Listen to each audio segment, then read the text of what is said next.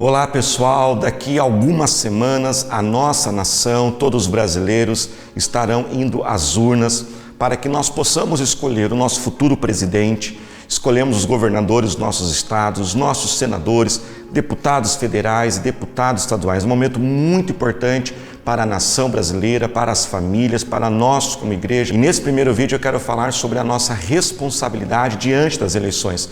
Precisamos compreender que nós vivemos numa república onde nós temos esse grande privilégio de escolhermos aqueles que vão nos representar para nos governar, enquanto que em muitos países, em muitas nações deste mundo, o povo, a população não tem esse privilégio, pois estão vivendo debaixo de regimes de ditadura, regimes totalitários. Nós aqui no Brasil temos esta liberdade e esta grande oportunidade de escolher aqueles que estarão liderando a nossa nação. Por isso eu quero, nessa primeira palavra, incentivar que você não venha se abster nessas eleições, não venha votar em branco, não venha votar em nulo, mas exerça ali a sua cidadania. Infelizmente, nas últimas eleições nós temos visto no nosso Brasil muitas pessoas deixando de ir às urnas. Nas últimas eleições, no ano de 2018, só para você ter uma ideia, se ajuntarmos aqueles que não foram para as eleições, se absteram, ou aqueles que foram e votaram branco e nulo, nós chegamos a uma média de 25%. Em algumas regiões do Brasil,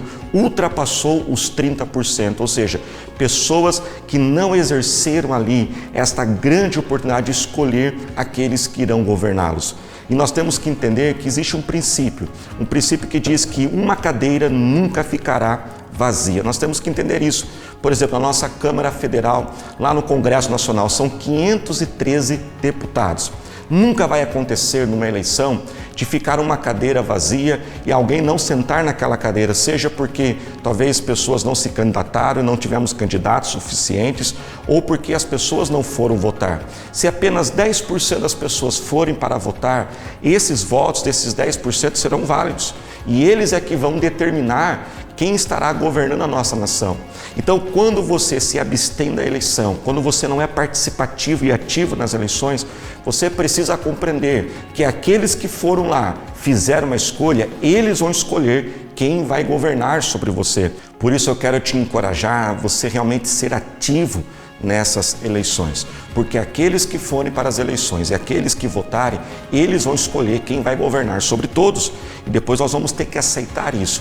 Por isso todos nós vamos ser participativos, jovens, adolescentes, principalmente você adolescente que já tirou o seu título de eleitor, vá para as urnas agora no dia 2 de outubro e exerça a sua cidadania, exerça essa possibilidade, essa oportunidade, essa liberdade que você tem de poder escolher aquele que irá te representar. Mas eu quero encorajar você também a ser responsável nessas eleições e participativo, não somente pela sua cidadania, por você ser um cidadão e simplesmente ali escolher quem vai governar você, mas eu também creio que nós devemos assumir essa responsabilidade como cristãos.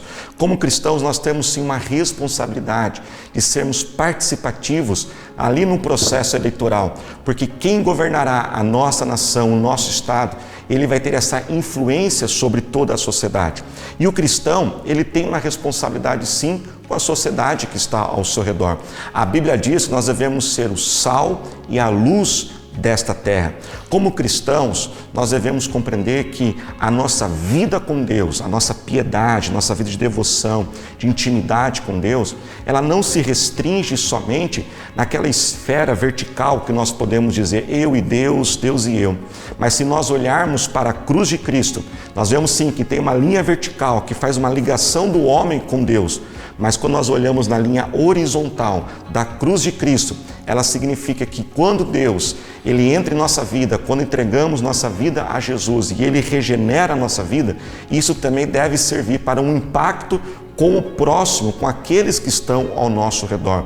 Nós, como igreja, temos uma responsabilidade com a sociedade, com o mundo que está ao redor da igreja. Como nós dizemos, nós não podemos nos fechar nas quatro paredes da igreja e simplesmente dizermos, não, estamos preocupados com o espiritual das pessoas.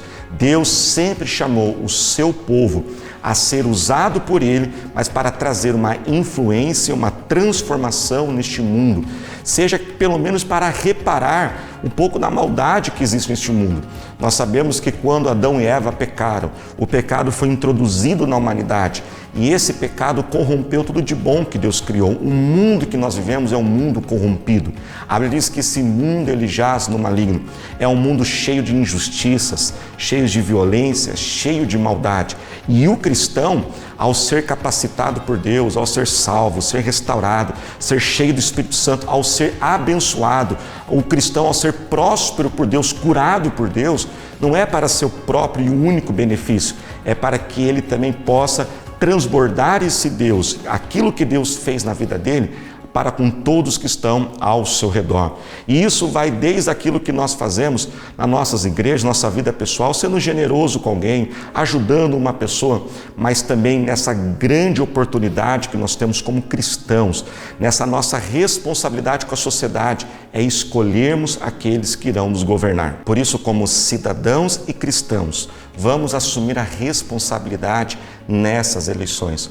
Vamos ali exercer a nossa cidadania, escolher aqueles que vão nos governar, mas também preocupado com a sociedade que está ao nosso redor, como cristãos, abençoados e restaurados por Deus. Vamos ser o sal e a luz nessa terra e fazer a diferença nesse mundo que está aqui ao nosso redor. O livro de Tiago, capítulo 2, verso 16, diz o seguinte, que a fé sem as obras é uma fé morta. Nós temos a nossa fé, a nossa espiritualidade diretamente com Deus, mas vamos ter as obras também com o próximo que está ao nosso redor. E não há oportunidade melhor, não há um momento tão crucial aonde nós realmente podemos fazer uma transformação na sociedade, que é colocarmos pessoas que vão ter a direção de Deus para nos governar.